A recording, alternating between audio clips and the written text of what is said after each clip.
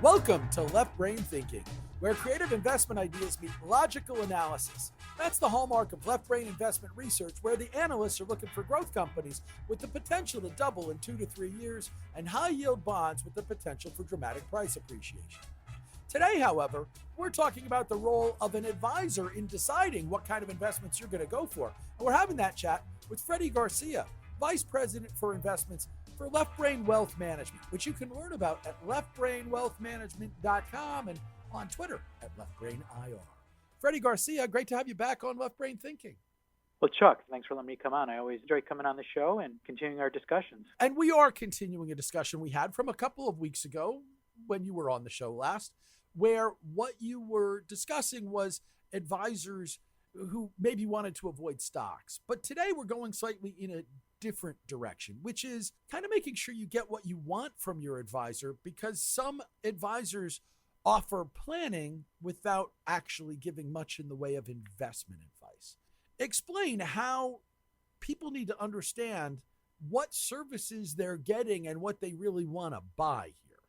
Well, thanks, Chuck. And, as an advisor, it's something that I feel very passionate to talk about. I'm involved in a couple different committees with different advisors, and I hear a lot of this speak throughout the country of what the focus they feel should be when it comes to advisors or wealth managers. And I know my colleagues, Nolan and Brian, when they come on the show, they always try to discuss different stocks because, that is our niche. We like picking individual stocks for our clients. But the reason we do that is because we feel our main focus, the reason why people hire us, is based on investment management. The reason I have advisor in my title is because I'm a financial advisor, which means that people are entrusting me because they need help with picking out investments for their accounts. Now, when I go around and I chat with other advisors or I jump on different chat rooms and the discussions are, well, we don't feel like the investments are the most important thing when a client comes to work with me. When a client comes to work with me, it's because I offer planning. And when I hear that statement, it kind of makes me think, well, what do you think planning is? When someone says, I'm going to go hire an advisor because I want investment planning, well, yeah, I've heard that statement before, but what is investment planning? And to me, you have to focus on the investments as the primary, because as an investment advisor, that's why people are going to you as part of their investment planning. Well, it's interesting to me. I've written 2 books on choosing and working with financial advisors. And in fact, one of them, The Right Way to Hire Financial Help, was originally going to be a book about assembling a financial team. And if people want to do that, that's okay. And then you say, okay, I've got my guy who plans my investments and my guy who manages the money, and I got my CPA and my attorney, etc. But that is something that works really well if you've got a lot of money and the ability to vet those people and know who's good. For most people, they would rather have somebody be, if not necessarily one size for everything, it's at least my primary conduit to the 2 things that are most important. And one is coming up with that plan, yes, but the other is executing the plan. How do people overcome that disconnect between planning and execution? Well, I think it's an important aspect. And Chuck, the only thing I would change with that is that actually I don't think you need to be very wealthy to have that team of people. Because one of the things that we do here at Left Brain is we don't try to be experts in every category. We will tell people to go get that attorney to draw up the trust documents, or we encourage people to work with CPAs. I don't believe you need to be a wealthy person to do that. You can find very reasonably priced CPAs, especially if your investments become a little bit more complex. And when I speak to advisors and they tell me, well, when we talk about planning, they say, well, because we like to focus on tax planning or we like to focus on estate planning. They're neither attorneys nor CPAs. So, they have financial advisor in their title. So the main thing they should be providing to their people that they're working with is the actual investment aspect. Now, they shouldn't neglect, obviously taxes and estates. As CFPs, that's one thing that we are briefed and to look for those areas. But we're not actually drawing up, again, trust documents. We're not actually filling out people's taxes. So that's why it's important as an advisor to know when that person needs to bring in that extra person, but not just make your primary focus to tell a client, well, it's because I'm going to do tax planning with you. Well, what about the investments? Go to the accountant for the tax planning and then stick with me for the investments. That's also something that has to be sorted out at the beginning, right? We would hope that everybody finds the right match. That's what my 2 books were about. There's a financial advisor out there for you someplace, no matter what style you want, etc. But the big thing that I've learned over the years is that people go looking for a financial advisor or a financial planner because they want to take control of their assets. They're not saying, oh, I need to go get 15% or 20%. They're not looking at returns, but they fire their advisor because returns don't meet whatever those expectations are. And so ultimately, doesn't that mean that if you're going to have the good relationship, you must have the investment discussions and the expectation setting right up front, or otherwise just wait for the market to turn bad and the relationship's over?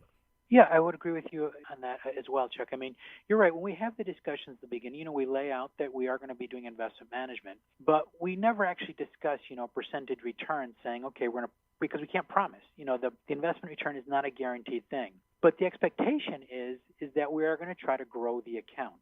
So when somebody goes to you, they're not saying, all right, if you don't get, say, 19%, 17%, you're going to get fired. But the expectation will be that, hey, if you're not growing my account, if year after year you're underperforming, say, the S&P, or the account is consistently negative after every year and the market hasn't been, then maybe it's time to revisit that.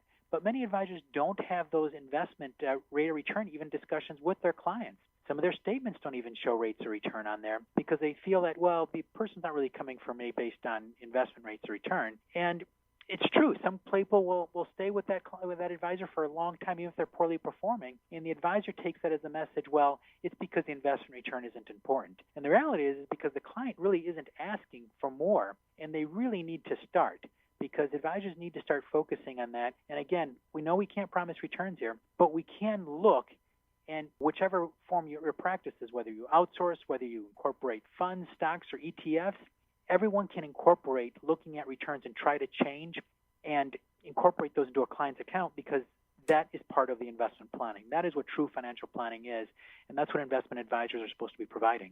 How much is this kind of fallout of the evolution of the investment world with indexing and all the rest, where once upon a time, every advisor, every planner was all about how do I put a portfolio together? And then it became, no, we're going to do it with index funds and just kind of let it all be long-term. And it's really just about positioning the assets and not worrying about the rest. How much did that change things? Because people were tired of, hey, it's tough to beat the market, when that's not really the goal of most people's portfolio, and yet they were getting canned for that. Is this kind of an offshoot of that? Yeah, it's definitely an offshoot of that. I mean, basically advisors are told over and over again that they're more, and I've heard this term a lot, being like, they're more the quarterback. They're the relationship person in this, and they should hand off those investments to somebody else. Well, that somebody else happens to be big, large fund companies, right?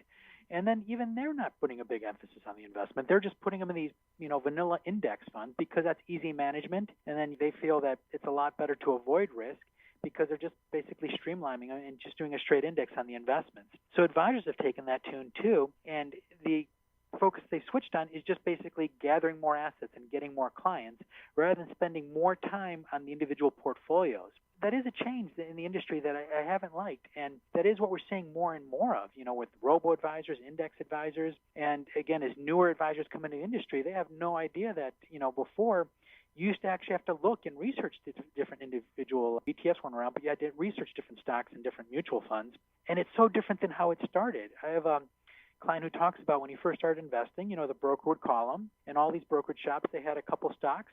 They would pitch those stocks. The clients would buy those stocks.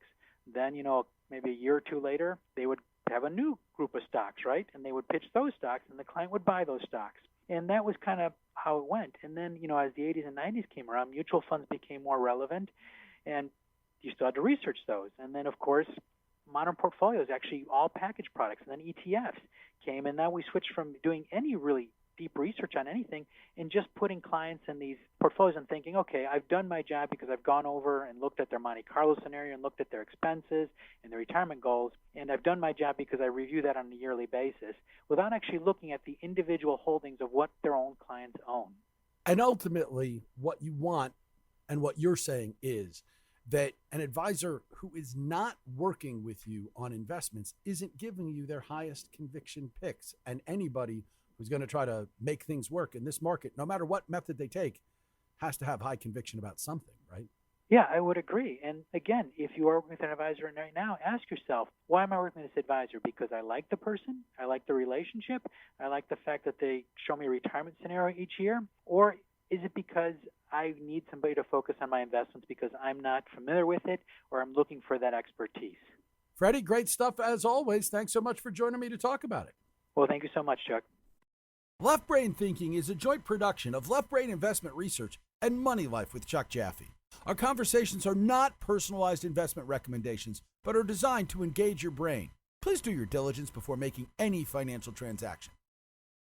I'm your host, Chuck Jaffe, and you can learn more about my weekday podcast at moneylifeshow.com. Thanks to my guest, Freddy Garcia, Vice President of Investments for Left Brain Wealth Management. Learn about the firm and its services at leftbrainir.com.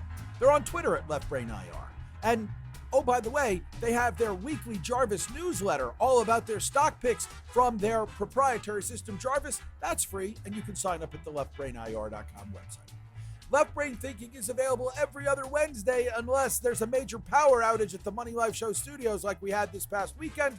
We hope you're going to follow us on your favorite podcast app to make sure you don't miss a single episode whenever you get out.